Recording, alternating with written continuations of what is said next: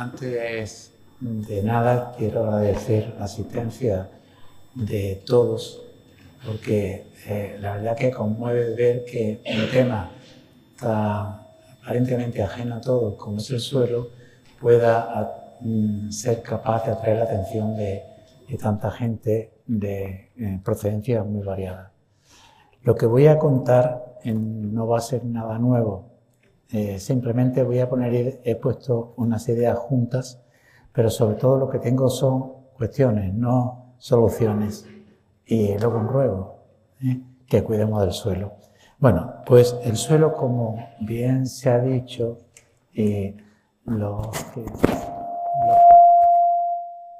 los oradores que me han precedido lo han dicho bastante claramente. El suelo es algo que tenemos a nuestros pies. Gracias. Y el hecho de tener a nuestros pies no es casualidad. El suelo es lo que está por debajo de nosotros.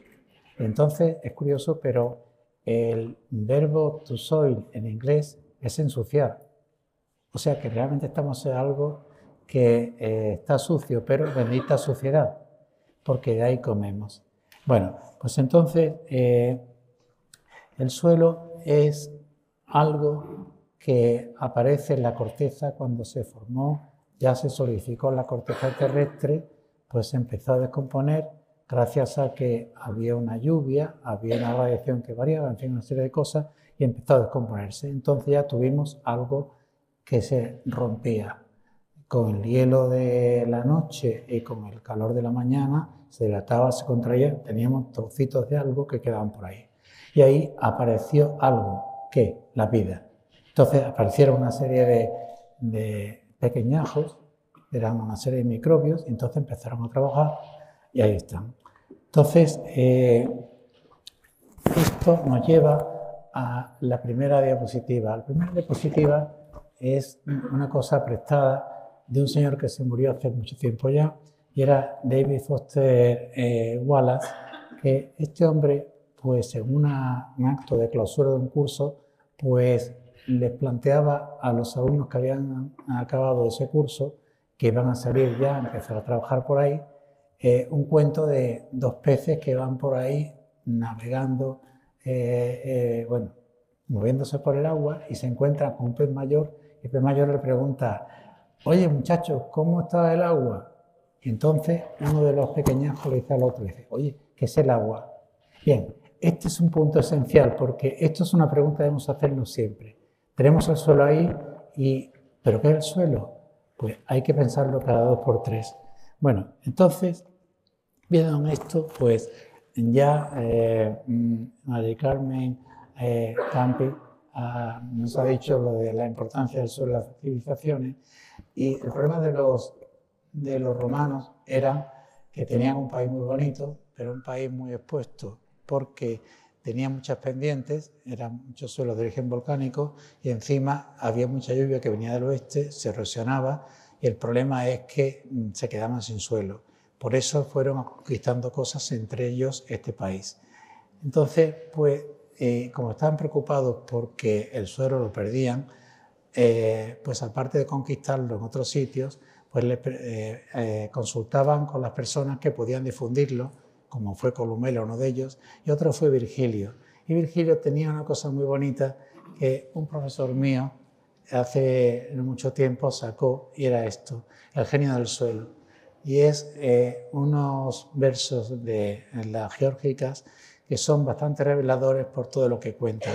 Es decir, que se trata de un suelo bueno, es cierto, porque hay suelos buenos y malos como en todas partes. Pero en fin, el caso es que, siguiendo un poco en este recorrido histórico rápido, resulta que un señor conocido de todos, incluso tenemos un anís que se llama anís del mono en honor a Darwin, pues este hombre, pues entre viaje y viaje, pues entre viaje y una serie de cosas, el hombre pues tenía una casita de campo, y entonces en esa casita de campo veía todo, y tenía una gran capacidad de observación y una gran inteligencia. Y entonces el tío se dio cuenta que de repente piezas, trocitos de piedra que había por ahí sueltos, con el tiempo desaparecían, y no se lo llevaba a nadie, simplemente que había unos gusanitos que se metían por ahí, iban haciendo una serie de cosas con el suelo, y entonces gusanitos que era ese de ahí, las lombrices. Entonces las lombrices pues tragaban una serie de suelo, pasaba por su tubo digestivo, y entonces iban dejando una serie de cosas, y las piedras por gravedad iban cayendo, iban poniéndose en esta profundidad. Al mismo tiempo se vio que había unas piedras que estaban en lo alto de la superficie, que poco a poco se iban enterrando. ¿Por qué? Porque había gente debajo que estaba moviéndolo.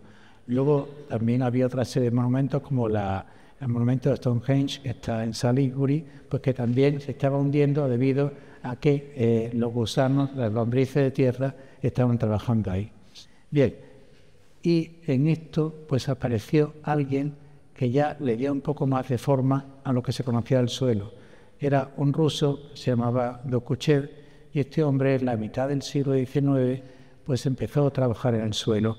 El señor Dokuchev es este que aparece aquí en aquel grupo, el que está en el centro de todo, ya una edad un poco mayor, un señor de edad ya respetable, y entonces pues este hombre estuvo dedicándose a trabajar en el suelo, sacó muestras de suelo como se ve en la imagen esta que está aquí abajo a la derecha, y entre otras cosas pues publicó un estudio sobre los suelos mejores del mundo, probablemente, que son los Chernozem, que esos están sobre todo en una zona como por ejemplo Ucrania, y Nombal de Ucrania pues suministraba trigo a todas las civilizaciones. Los griegos, que no tenían apenas suelo, pues compraban el trigo en Ucrania, que pasaba por el Mar Negro, y tenían que cruzar el estrecho de los Dardanelos, y eso explica también la guerra de Troya, puesto que cuando llegaban los barcos a buscar mercancías, trigo, de Ucrania, tenían que esperar a que hubiese viento favorable para que con sus velas pudiesen ser arrastrados y llegar hasta el Mar Negro y luego volver.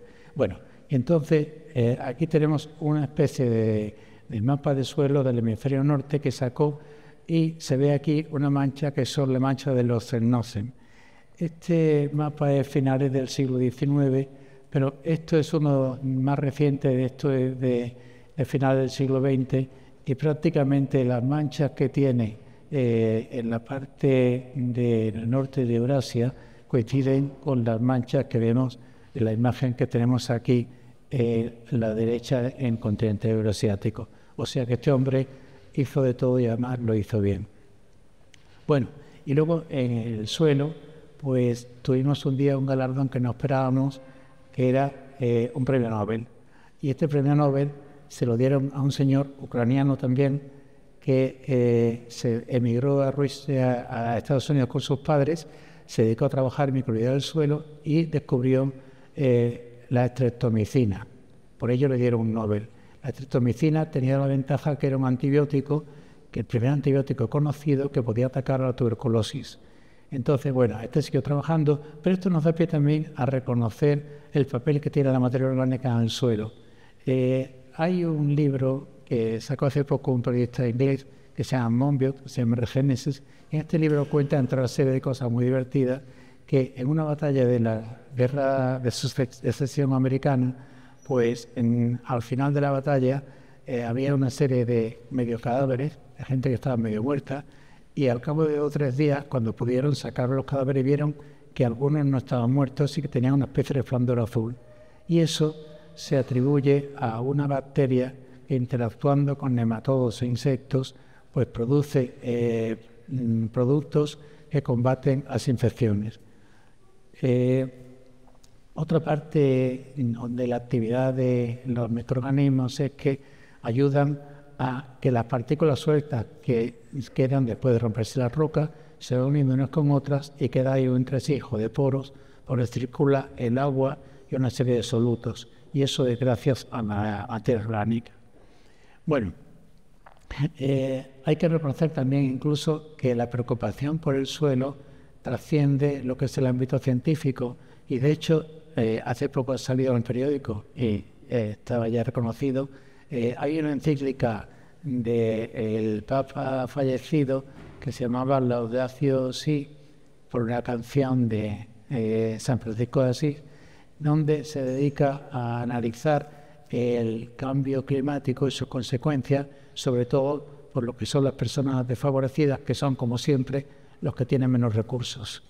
Pero previamente, ya hace muchos años, Juan XXIII publicó una encíclica que era la Mater Magistra, donde se preocupaba por las condiciones en las que vivía la población agrícola.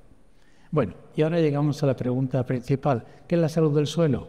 Pues la salud del suelo es una, digamos, calidad más o menos reconocida, pero difícilmente cuantificable, que es la salud del suelo. Es decir, que un suelo está bueno o está malo, pero muchas veces no sabemos en qué grado está bueno y en qué está malo. Entonces, ya hace tiempo se empezaron a preocupar los edafólogos sobre qué era la salud del suelo. Entonces, pues hubo una serie de trabajos, entre ellos hay un trabajo de unos norteamericanos que en una revisión anual pues hablaban de lo que eran las funciones que desempeñaba el suelo. Entonces destacan del suelo 3 propiedades importantes, 2 propias y una relativamente ajena. 2 propias porque es inherente al suelo, una de ellas es la textura, que es la responsable de que haya partículas más gruesas, partículas más finas, que el agua pase con más o menos dificultad por el suelo y también los solutos. Está la mineralogía, que es la que justifica que haya partículas que queden adheridas a las paredes de las partículas sólidas del suelo y que haya una serie de intercambios. Y luego finalmente está la materia orgánica, de la que hemos hablado, pero que vamos a tener que seguir hablando.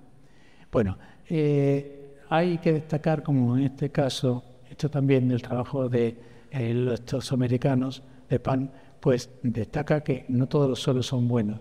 Y aquí se ve lo que está marcado en verde son los suelos que no tienen mucha capacidad intrínseca para producir nutrientes. O sea, que necesitan o bien materia orgánica o bien fertilizantes. Pero fíjense que hay una gran masa, una gran superficie de la tierra que no tiene apenas recursos. Ganan pues los que están en el Ecuador sobre todo, o sea, aquí en la Amazonía, la parte del Congo, la parte del sudeste asiático, pero que eso es uno de los problemas que tiene que tener el suelo. ¿Cómo? Y luego, esto es otro trabajo también interesante que cuenta un poco pues la cantidad de microorganismos que hay en el suelo. Y esto recuerda un poco a una canción de Atahualpa Yupanqui que se llama Los Horneros, que dice más o menos que un señor que tiene una finca y que han mandado un par de horneros y que con el tiempo él está bastante fastidiado, pero sin embargo los horneros están que parece el campo suyo. Y realmente ese es el caso. El suelo es de quien lo cultiva y son estos muchachos que son encima muchos y que a ellos le debemos todo. Bueno, aquí tenemos otro efecto también de la interacción de unos con otros, que entre otras cosas pues van produciendo una serie de mecanismos que son los que facilitan muchas veces el control de enfermedades. Bueno, y para ver la calidad del suelo, pues en algunos casos se ha reconocido la influencia que tiene el agua.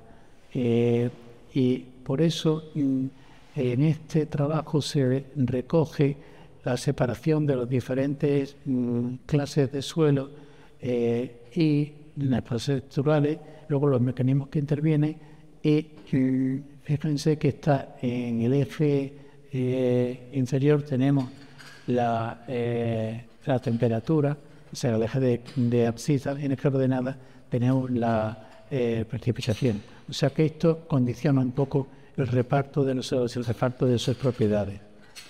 Y luego pasamos a considerar que hay una serie de funciones que se recogen al suelo, porque el suelo, su calidad, es la capacidad que tiene de suministrar una serie de funciones para el mantenimiento de la vida y el mantenimiento de no solamente la producción, sino también las condiciones ambientales. Aquí tenemos una secuencia donde ha ido pasando pues, el término de fertilidad a lo que era calidad, a lo que era la salud y finalmente pues, lo que sería la seguridad. Y a la derecha aparece una serie de funciones que son las que, algunas de las cuales aparecen por ahí. El tema es que las funciones del suelo pues es una una propiedad que tiene mucho de temporal, es decir, que pues de temporal y también espacial. Temporal es que dependemos de una serie de factores, como por ejemplo que llueva o no llueva, de repente cambian una serie de condiciones, tenemos unos años de sequía como hemos pasado y tenemos que adaptarnos a eso. Luego entonces eso varía en el tiempo y luego en el espacio, porque como hemos visto antes, la calidad de los suelos no es la misma en todas las partes del mundo. Entonces las funciones dependen un poco de las circunstancias en las que estemos. Bueno, aquí hay una relación también que es interesante, donde muestra en la columna de la izquierda lo que serían las amenazas que tiene el suelo. Es decir, pues por ejemplo, ahí tenemos de entrada la erosión, algunas otras más por ahí, luego la función que se está buscando y luego finalmente tenemos los que llaman servicios ecosistémicos. Es decir, esa palabreja significa que estamos dentro de un ecosistema y ese ecosistema da una serie de servicios. Entonces, esto sería lo que se llamarían servicios ecosistémicos. Bueno, hay también otras formas de ver esto. Aquí tenemos en un caso ya un enfoque bastante más interesante, porque tenemos cuáles son las condiciones de las que partimos, que serían los drivers, cuáles son los sistemas de manejo, que serían lo que llamaríamos aquí las presiones, los estados a los que se alcanza, el impacto y las respuestas que se pueden proponer para ayudar a tomar decisiones. Tomar decisiones que va a redundar en que podamos aprovechar mejor ese suelo, porque en definitiva estamos aquí gracias a ese suelo.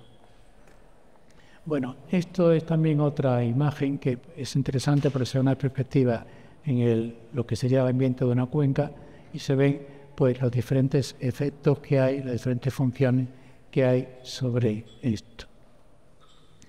Bien, y aquí ya pues entra un poco la parte mala, la bruja Blancanieves, que tenemos pues que efectivamente el suelo está ahí, pero el suelo se pierde. Es decir, hay que reconocer que en el ciclo geológico como todos saben es el levantamiento, la erosión y el transporte de sedimentación. Bueno, pues aquí tenemos que se descompone todo, es decir, que este sol nos calienta, pero nos descompone un poco, la lluvia también nos refresca, pero también nos descompone. Entonces, todo ese proceso de descomposición actúa sobre el suelo. Y encima, y eso es una de las cosas más graves, el suelo, como antes vimos, lo pisoteamos. Es decir, lo pisoteamos no solamente pasando por el suelo, sino que pasamos maquinaria por él, tenemos que sacar el producto que sale, total.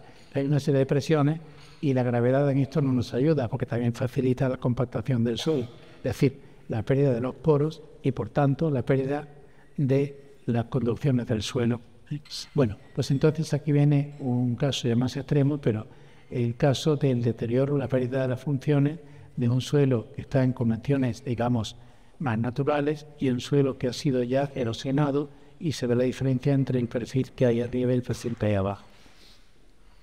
Bueno, entonces, para esto se han propuesto en diferentes organismos, en diferentes países. Por ejemplo, el Departamento de Agricultura de Estados Unidos tiene un sistema propio, que la Unión Europea tiene otro sistema propio también, que es la Agencia Ambiental Europea. Entonces, y hay un grupo de gente que está trabajando, y hay que decirlo con pena, pero mucho mejor que nosotros. En este caso, es el caso del Reino Unido, y en el Reino Unido pues tienen un conocimiento del suelo, como tienen otros países de Europa, sobre todo Centro Europa, o sea, Francia, Alemania, Bélgica, Holanda, entre ellos, y bueno, por supuesto el Reino Unido. Tienen unos sistemas donde tienen una serie de controles sistemáticos, tienen mapas de suelo que son auténticos, que lamentablemente los mapas de suelo de España son bastante poco fiables, porque no ha habido un servicio que se haya preocupado de eso. Pero el caso es que aquí dicen pues los métodos que siguen y cómo van cogiendo los datos y poniéndolos dentro de una estructura de la cual pueden aprovecharlo. No he mencionado, pero uno de los mejores manuales para estimar la calidad del suelo es el sistema de la Universidad de Cornell. La Universidad de Cornell ya hace mucho tiempo ha estado trabajando en esto y entonces ha sacado un manual. Aquí tenemos hoy la portada de la edición, una versión que está ahí abajo. Todas las versiones están, todas las referencias están puestas al final de cada diapositiva. Bueno, entonces ahí tenemos la versión, parece que la 3.2. Bien, pues entonces esta gente lo que hace es recomienda, pues cada vez que alguien tiene un problema con su suelo, pues de alguna forma pues avisa y van a verle. Entonces tienen ahí una especie de estadillo donde saben qué es lo que tienen que buscar. Funciones, en este caso pues han elegido estas, pero las funciones del suelo son las que uno necesite. Es decir, que es un poco como aquello de Alicia en el País de las Maravillas, que depende de donde quiera ir uno. Bueno, pues entonces efectivamente eso puede ser elegible, pero el sistema es bastante bueno y si alguien quiere evaluar la calidad de su suelo, quizás lo más recomendable sería este manual, que además lo pueden descargar fácilmente en internet.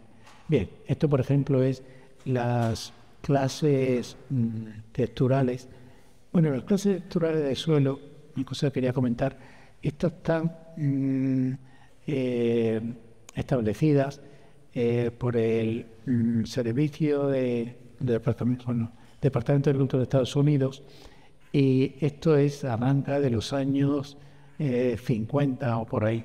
Ha habido una versión nueva que es la que está puesta ahí, pero sin embargo se están cuestionando y cada vez encuentran más trabajo que lo cuestionan la separación de los clases texturales. Bueno, aquí todo el mundo puede conocerlo, pero en definitiva, donde pone la C, se trata de los suelos arcillosos, donde pone la SI sería donde están los suelos limosos, y luego donde en amarillo la S que hay a la derecha es donde están los suelos arenosos. Bueno, pues entonces esto son unas divisiones un poco artificiales que se han aceptado y están ahí, pero por ejemplo en el caso de Cornell lo que han hecho ha sido agrupar pues todos los suelos que tenían arena, que son los que están abajo a la derecha en color amarillo, a la izquierda los suelos más arcillosos, suelos más pesados de alguna forma, y luego en medio son los suelos francos o limosos, que son los que están por ahí. Bueno, entonces, una vez que se cogen las muestras de las propiedades que quieran, que estiman que sean buenas para evaluar, pues entonces se trata de ponerle números. Entonces, los números son del laboratorio cuando dice, pues tantos kilos por hectárea de nitrógeno en forma de nitrato, eso sería la figura que aparece a la derecha, o tantos megagramos por metro cúbico, que sería en medio, que es la densidad aparente, o a la izquierda es el porcentaje de poros, de agregados estables al agua. Entonces, lo que se hace con esto se normaliza, es decir, se coloca entre números que varían entre 0 y 1, sin unidades, y entonces ahí tendríamos la conversión. En el eje de abscisas están los datos, bueno, está normalizado, pero se puede normalizar, a la derecha no. Y luego en el eje de ordenadas pues está la conversión a esto. Para esto se suele recurrir generalmente a las funciones más comunes de probabilidad, como es la función normal, pero esto me hizo gracia porque es una función endiablada, pero que sin embargo funciona bastante bien, como se puede ver en las figuras que hay arriba.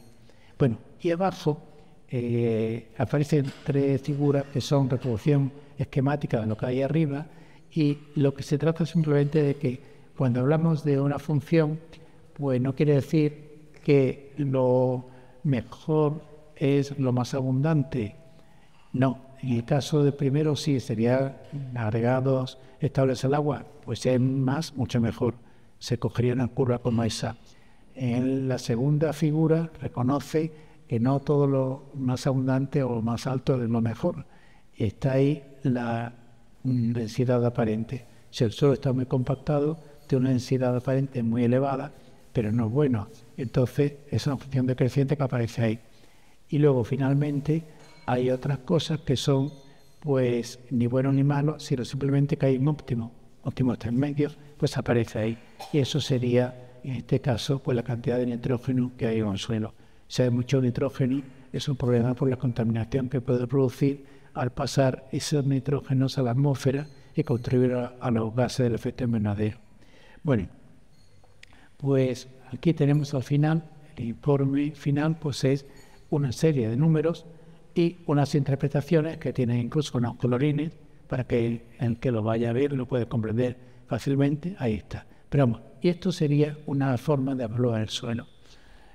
Estos esquemas son bastante útiles y pues nos pueden servir como una figura orientativa. Pero que hay que tener en cuenta una cosa. Primero, que estos números, esto no es la tabla de la ley.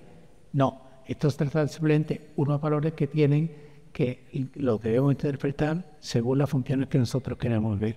O sea, que ojo, que esto no es una cosa que sea definitiva. Segundo, que no hay una talla que sirva para todas las personas. Es decir, que esto va a depender de los tipos de suelo que tengan cada uno. O sea, que eso hay que tener cuidado. Y finalmente, que hay cambios que se están produciendo y esos cambios hay que incluirlos en los estos. Hace unos años nadie pensaba que los plásticos fuesen malos.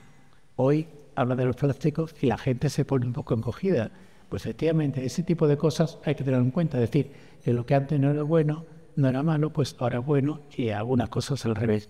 Entonces, esas son las observaciones que hay que tener en cuenta cuando se evalúa lo que es la salud del suelo o la calidad del suelo. Bueno, y luego aquí tenemos algunos problemas que he puesto así solamente un poco para recordar, a modo un poco ya de despedida. Tenemos aquí, pues en la figura de la izquierda se ven los fragmentos de plásticos o de microplásticos que hay en el suelo. Y la verdad es que hay muchos. Aquí se ven pues fibras, una serie de bolitas estas de las virtillas esas como de los paquetes estos de ahí. Y luego hay el efecto que puede tener a la derecha, el efecto que puede tener sobre el suelo. Luego hay otro problema, que es el problema que tienen las lombrices. Hay que reconocer que las lombrices son unos organismos que son verdaderamente útiles para el suelo, porque cuando un suelo se encharca, pues lo que se hace es poner drenes. Bueno, pues si uno pone lombrices, a lo mejor alivia un poco eso, es decir, las lombrices hacen sus canales y entonces pues esos canalitos valen para airear, para que salga el agua, para que entre el oxígeno y una serie de cosas más. Entonces, las lombrices muchas veces se encuentran grandes problemas debido a los microplásticos que hay en el suelo. También el otro efecto de los microplásticos es que se quedan absorbidos en las paredes del suelo, con lo cual pues no hay espacio para que los iones puedan quedarse reteniéndose en la superficie de los agregados. Entonces, esos son efectos de los microplásticos. Aquí tenemos en el caso, por ejemplo, de no microplásticos, sino sería de un exceso de cobre, y la reducción que tiene progresiva de las lombrices que puede haber a lo largo de diferentes niveles de cobre en el suelo. Bueno, y luego hay otra cosa que preocupa mucho, y es que cuando yo vine a Córdoba, pues era una delicia ir por la Vega hacia Almodóvar, porque ahí iba pasando, había vaquerías, había naranjales, donde se podían comprar una naranja exquisita, y resulta que la ciudad está creciendo hacia allá. Y entonces, pues piensa uno, caramba, para allá, si realmente uno debería venir para acá, es decir, hacia el este y no hacia el oeste. Pero resulta que la gente se está teniendo hacia allá. ¿Y qué tenemos ahí? Pues tenemos los mejores suelos, con lo cual estamos comiendo nuestro mejor suelo, que es nuestro alimento. Eso hay que tener un cuidado tremendo. Pero encima, pues aparte del problema de las urbanizaciones, que todos lo van comiendo, además, que no es por supuesto privativo de España y en todo el mundo, tenemos ahora una plaga que es peor, que son las plagas de las placas fotovoltaicas. Entonces resulta que hace tiempo, cuando yo era pequeño, pues la gente tenía su finquita al lado de la carretera y de repente le ponían un anuncio, pues de Coca-Cola, de Osborne, de lo que sea, pues el tío encantado porque daba un gran dinero. Entonces decía, hombre, si me pusiesen anuncio en toda la finca, me salvaban la vida. Bueno, pues ahora no son anuncios, son placas fotovoltaicas. ¿Y qué pasa con las placas fotovoltaicas? Pues que claro, las placas fotovoltaicas pues cogen toda la radiación que pueden pues para producir electricidad, lo cual me parece muy bien. Pero nos quieren vender ahora la cosa de que, hombre, no, que va, si las ovejas están muy bien con las placas fotovoltaicas, por supuesto, sí, mentira, no es cierto. Y luego el suelo también, porque además se puede cultivar, no sé cuánto, mentira, no, de verdad. Entonces, esto está sacado del Ministerio de Cultura y es un poco la superficie que están cogiendo de eso. Entonces, aquí no hay que bajarse en el coche, sino simplemente coger el coche e ir hasta, por lo menos, a Montoro. Y si uno se fija hacia donde está el río Guadalquivir, donde están los suelos mejores, que encima se riegan, de repente se encuentra, caramba, un meandro cubierto por placas solares. Y entonces dice, no hay que preocuparse, no es problema. Es problema. Y es problema, y lo vamos a ver después, porque cada vez que hay un problema de falta de alimento, la gente dice, hay que comprarlo fuera. Pero si se compra fuera y fuera resulta que no se produce, estamos perdiendo una capacidad de producción de alimentos tremenda. Entonces, esas son las cosas que preocupan. En la página del Ministerio de saqué esto, decían alegremente, no, esto no es problema, esto que va a ser, nada, son exageraciones de los ecologistas. Yo creo que no es así, pero en fin. Y bueno, y ya finalmente, pues solamente me queda darle las gracias por su atención y simplemente un recado, que tengan cuidado con lo que hay ahí fuera, es decir, tengan que cuidado con el suelo. Muchas gracias.